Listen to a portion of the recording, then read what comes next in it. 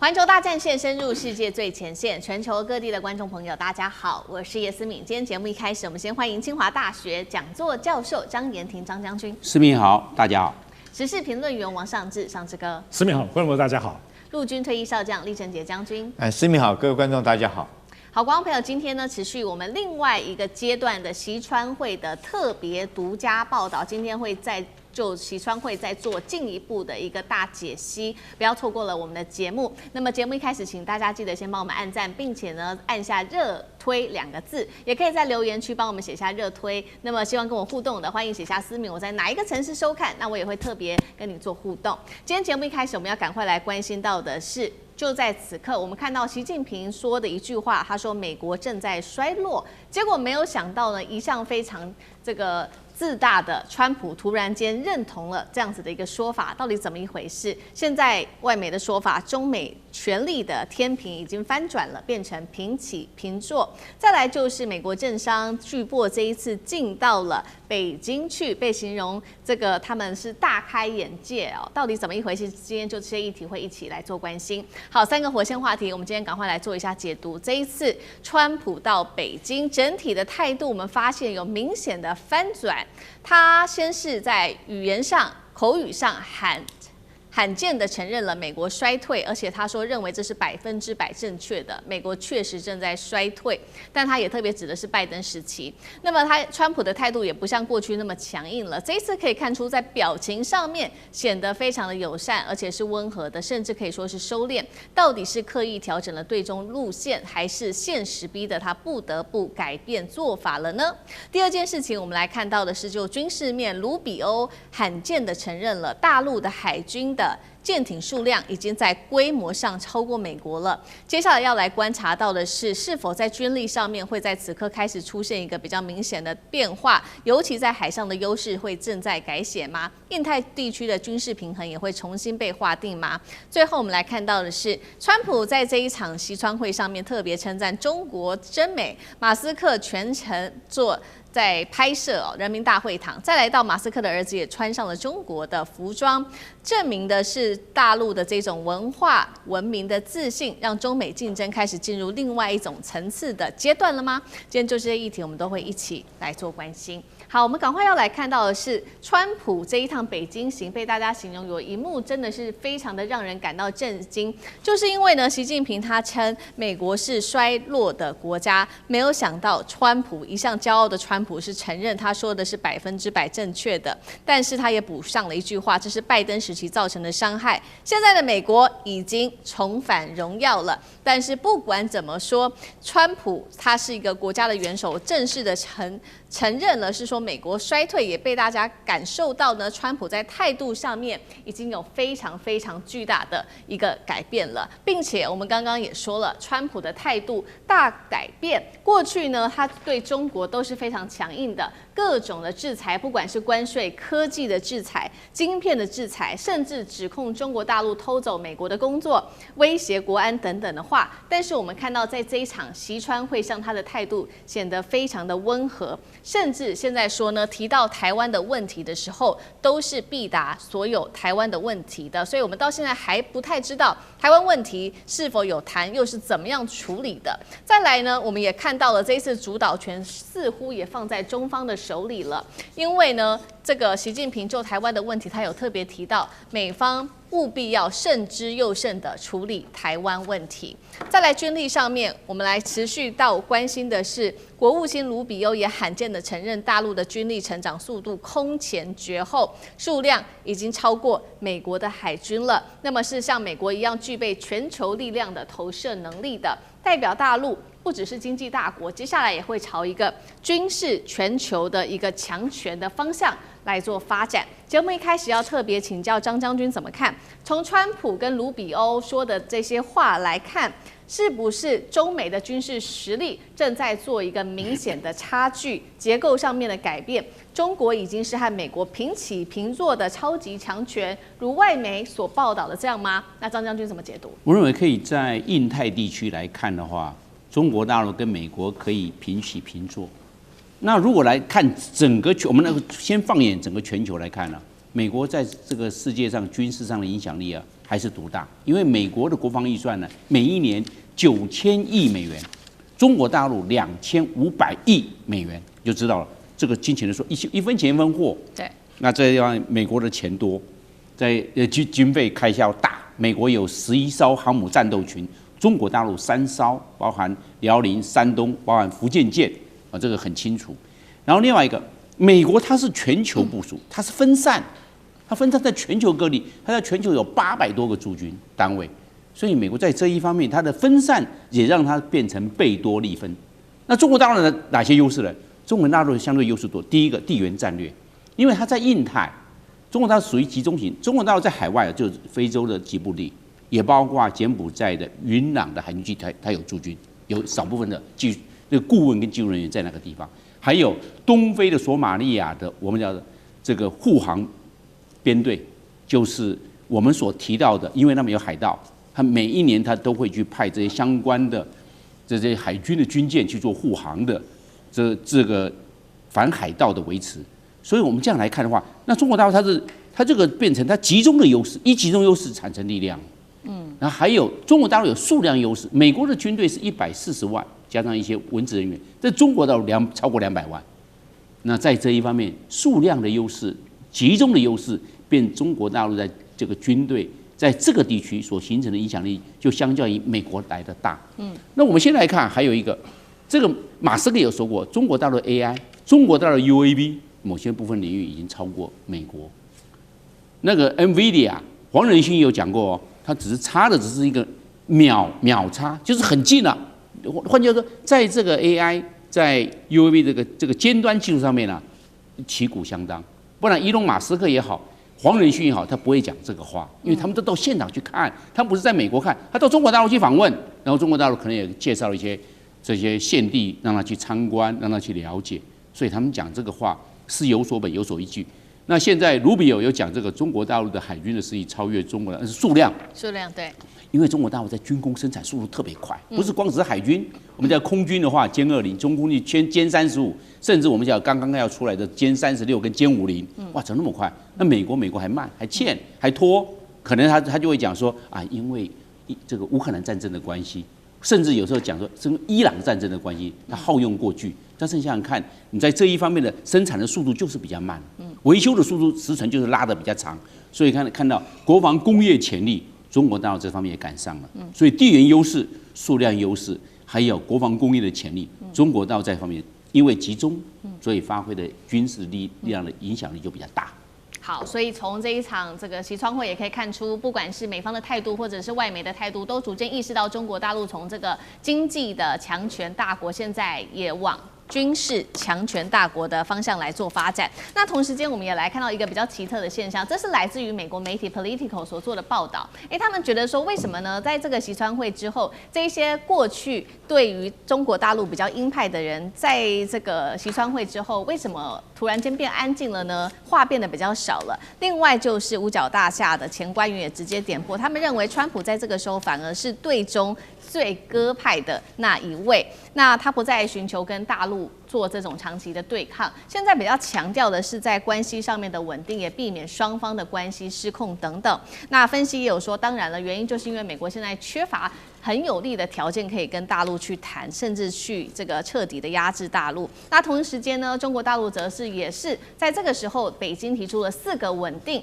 中美關係的方案。特別強調的是合作、競爭、和平等等的觀念。那上次哥又怎麼就這些議題做觀察？我想這次北京的川習會到我們今天為止，有個東西比較出乎意料之外的，就是說從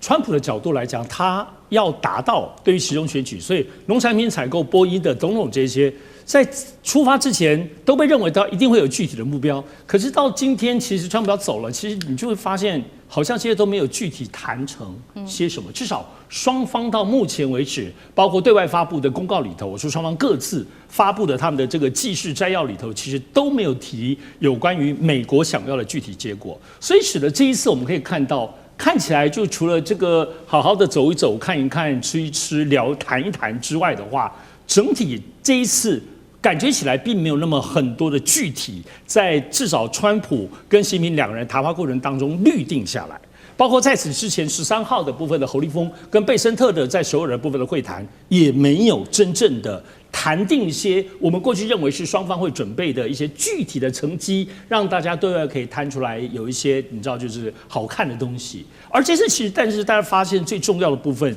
就是中國大陸提出這個叫做中美建設性戰略穩定關係。哈，從我們台灣來看，就覺得你這個都是一些政治說辭，都我們在立些公賞。可是事實上來講，我覺得非常非常重要哈。我想單這24小時之後，國際間解讀都認為它的重要性超過想象。各位一定要了解哈，我們不能就現在這個政治詞彙代表什麼意思，必須要你追去看過去江澤民跟克林頓時代，其實中美關係真的是蜜月期最頂的時候，他們當時定義的中美關係叫做戰略夥伴關係，到溫家寶的時候叫做合作夥伴關係。你當時看到的時候是叫夥伴哦。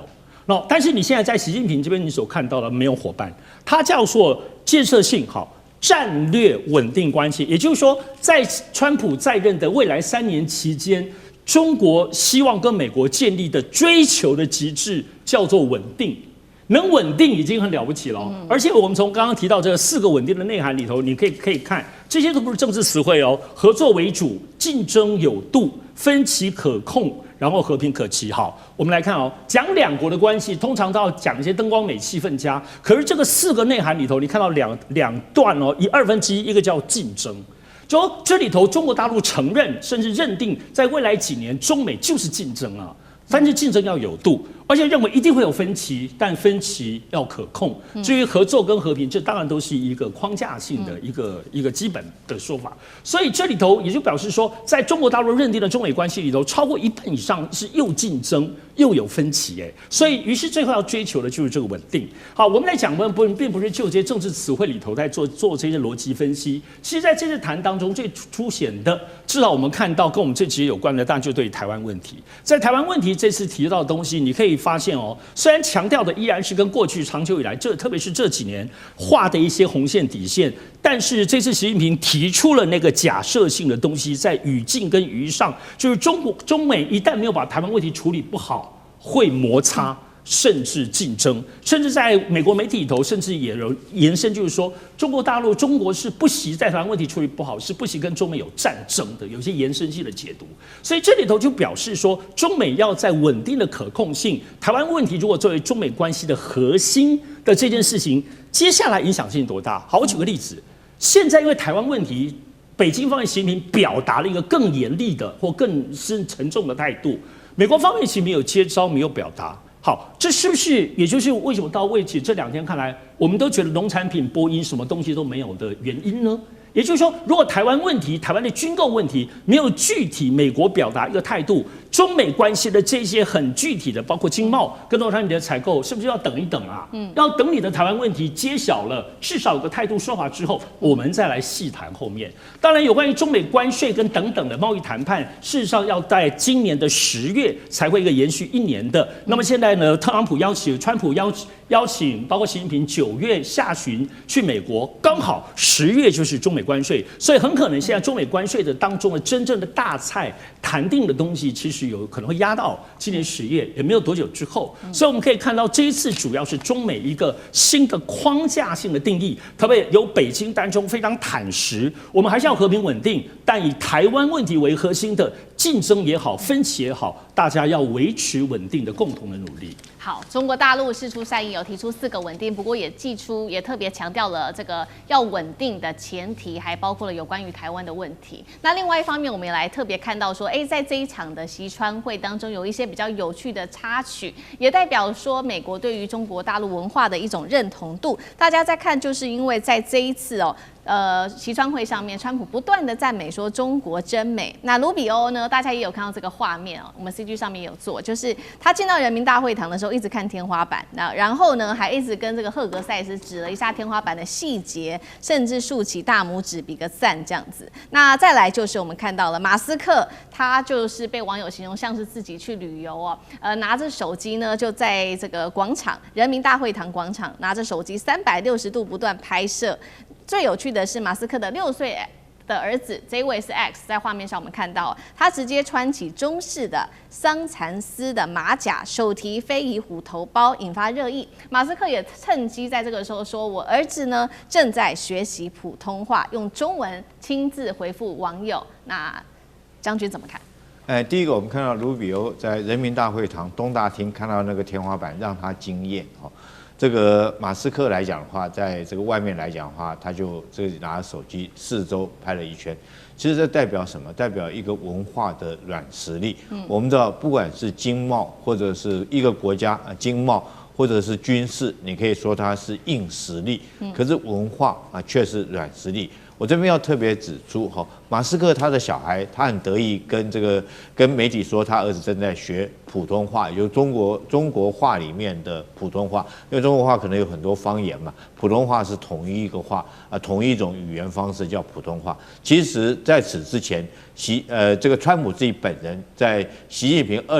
2017年到白宮去訪問的時候，川普自己叫他孫女兒唱這個茉莉花給習近平聽，這都代表中國文化的一個軟實力。為什麼這些政商巨頭都要學中國話呢？我覺得有一個道理，就是他為了要做生意，為了要做中國的生意。其實我認識一個美國的朋友哈，他兒子非常的優秀，是耶魯大學畢業的高材生。可是他最後哈畢業之前，他到北京大學中文系去當交換學生，